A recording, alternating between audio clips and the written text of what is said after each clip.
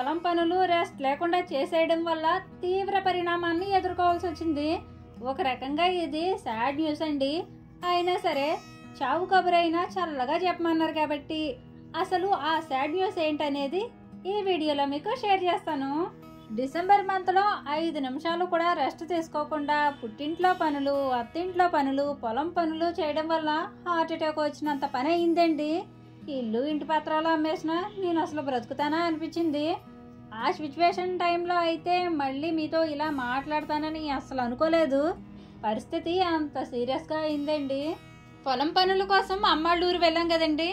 ఆ పనులన్నీ చేసేసుకొని మా ఇంటికి వచ్చిన మరొక రోజే షోల్డర్ వెనక భాగంలోంచి ముందుకి భరించలేనంత నొప్పి వచ్చింది.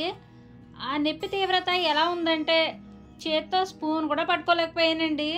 అడుగు తీసి అడుగు వేయలేకపోయాను. లక్కీగా ఆ టైంలో మా వారి ఇంటి దగ్గరే ఉండడం వల్ల వెంటనే హాస్పిటల్లో జాయిన్ చేస్తారు. హాస్పిటల్లో ఉండగానే పెద్ద చెల్లికి ఫోన్ చేస్తే వెంటనే చెల్లి వచ్చేసింది. 2 రోజుల వరకు అమ్మ వాళ్ళకైతే చెప్పలేదండి, కంగారు పడతారని. అసలే అమ్మ గుండె వీకు, చెప్తే తట్టుకోలేదు. ఇంతకీ ఏమైందంటే పని ఎక్కువగా చేయడం వల్లే అయిందండి. నేనైతే బాడీలో ఏదో పార్ట్ ఇరిగిపోయింది, అందుకే అంత పెయిన్ వస్తుంది అనుకున్నాను. స్కానింగ్, ఈసీజీ టెస్ట్ చేస్తే ఏమీ లేదు, పని ఎక్కువ చేయడం వల్లే పెయిన్ వచ్చింది, ఓ 10 రోజులు రెస్ట్ తీసుకుంటే సరిపోతుందని కొన్ని మెడిసిన్స్ వాడమని ఇచ్చారు. ఊరి నుంచి వచ్చిన మరొక రోజు ఉదయం 8 గంటలకే పెయిన్ వచ్చిందండి. పెయిన్ వచ్చిన రోజంతా రెస్ట్ తీసుకున్నాను.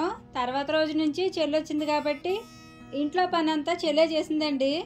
నేనేమో నెమ్మదిగా ఊర్లో తీసిన వీడియోస్ అన్నీ రికార్డ్ చేసుకున్నాను. అవి రికార్డ్ చేసేసుకున్న తర్వాత డ్రెస్ కుట్టుకున్నాను. పెయిన్ వచ్చిన రోజు అయితే చాలా నీరసంగా అనిపించిందండి.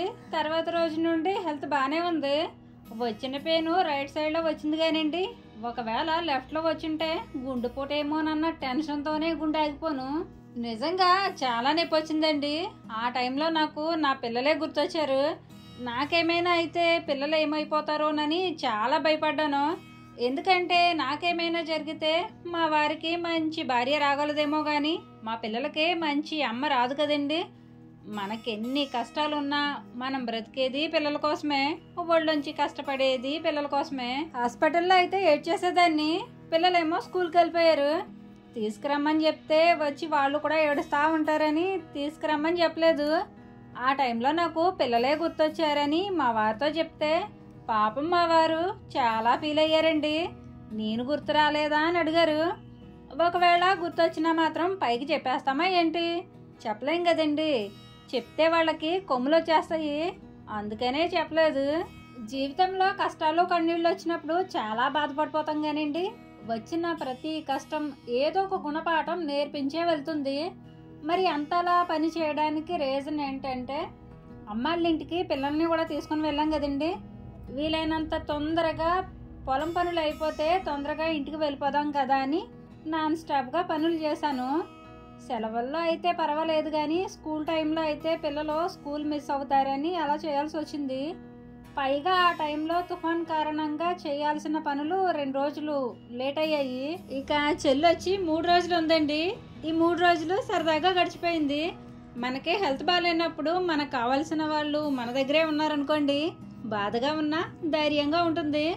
వాళ్ళతో ఏవో ఒక కబుర్లు చెప్పుకుంటూ ఉంటాం కాబట్టి అన్నీ మర్చిపోయి ఆనందంగా ఉంటాం.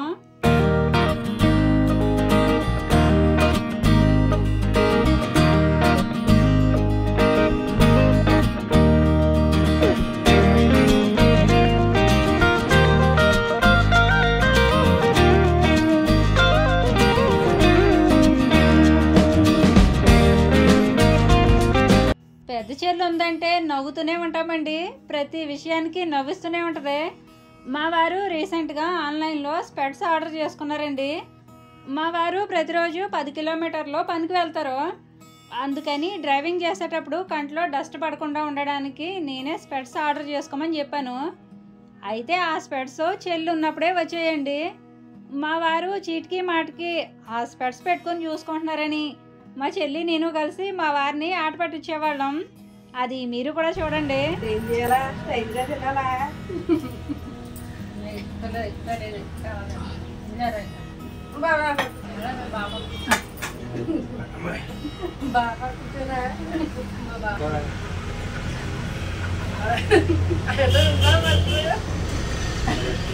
అలా కాదు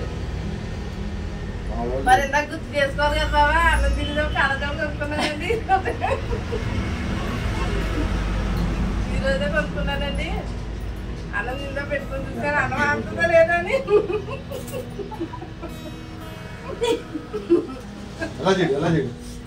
బాగుందా కదా బాగా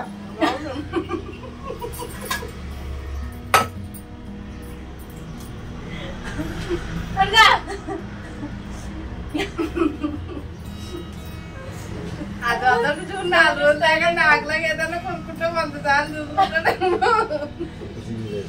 కాదు.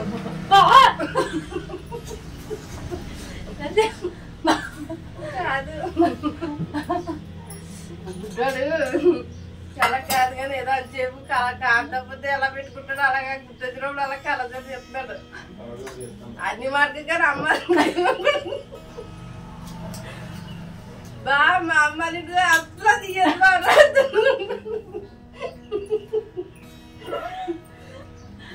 అది రా పిండి చూస్తా ఉండిపోతాది. పండక్కి మా వారు అమ్మాళ్ళ ఇంటికి వచ్చినప్పుడు ఏ పని చెప్పినా స్పెట్స్ పెట్టుకునే చేస్తాడేమో. ఆఖరికి బాత్రూమ్కి వెళ్ళేటప్పుడు కూడా స్పెట్స్ పెట్టుకునే వెళ్ళిపోవా అని మా చెల్లి మా వారిని ఒకటే సెటైర్స్ వేస్తూ ఏడిపించేది. నాకైతే ఆ రోజు నవ్వడానికి కూడా ఓపిక లేదండి, అంతలా నవ్వాను. ఏంటోనండి, బాధ వచ్చినా తట్టుకోలేను, నవ్వు వచ్చినా తట్టుకోలేను, గట్టిగా పని చేసినా తట్టుకోలేను. అసలే బక్క ప్రాణం కదండి. అలా చెల్లితో 3 రోజులు సరదాగా గడిచిపోయాక 4వ రోజు నాకు హెల్త్ బాగానే ఉంది కదా అని చెల్లి వెళ్ళిపోతానంది. అందుకని వరలక్ష్మి వ్రతానికి అత్తయ్యకి కొన్న శారీ ఇంట్లో ఉంటే ఆ శారీనే చెల్లికి బొట్టు పెట్టి ఇచ్చాను. పండగ దగ్గరలో వచ్చింది కదా అని అత్తయ్యే చెల్లికి ఆ శారీ ఇచ్చేయమని చెప్పిందండి. అందుకని ఆ శారీ చెల్లికి పెట్టాను. మా ఇంటికి వచ్చేటప్పుడు మా మరిది మా చెల్లి వచ్చారండి. తిరిగి వెళ్ళేటప్పుడు మా మరిదికి ఖాళీ లేదటండి. అందుకని వాళ్ళ తమ్ముడిని పంపించారు. అంటే ఇక్కడ కనిపించేది మా చెల్లి వాళ్ళ మరిదండి. వెళ్ళే ముందు అందరం కలిసి సరదాగా కొంతసేపు మాట్లాడుకున్నాము. మనకి కష్టం వచ్చినప్పుడు ఎవరైతే మనతో ఉంటారో వాళ్ళని ఎప్పటికీ మర్చిపోలేము, మర్చిపోకూడదు కూడా. తర్వాత అమ్మ కూడా వస్తానంది, కానీ ఇంకో వారం రోజుల్లో పండగ వచ్చేస్తుంది కదా అని నేనే అమ్మని రావద్దని చెప్పాను. ఏదేమైనా మన పూర్వీకులకి మనకి చాలా తేడా ఉందండి. కాబట్టి నాన్ స్టాప్గా పనిచేసేవాళ్ళు జాగ్రత్తగా ఉంటే మంచిది. ఎందుకంటే కన్నడ హీరో పునీత్ రాజ్ కపూర్ లాంటి హెల్దీగా ఉన్నవారే వర్కౌట్స్ చేస్తూ చనిపోయారు. అలాంటిది ఎక్కువగా కష్టపడే వాళ్ళు ఇంకాస్త జాగ్రత్తగా ఉండాలి.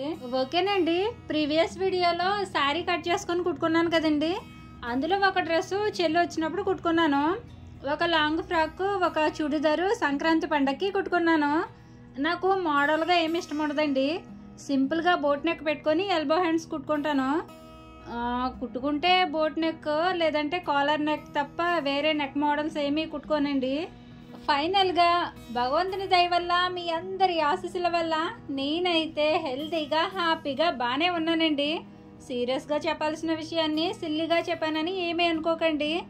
ఎందుకంటే బాధని షేర్ చేసుకోవడం కంటే సంతోషాన్ని షేర్ చేసుకున్నాం అనుకోండి, మీరు కూడా హ్యాపీగా ఉంటారు. ఇక ఈ వీడియోపై మీ అభిప్రాయం ఏమిటో కామెంట్ చేసి మీకు ఈ వీడియో నచ్చితే తప్పకుండా లైక్ చేయండి. మరో మంచి వీడియోతో మళ్ళీ వస్తాను. ఉంటానండి. నమస్తే.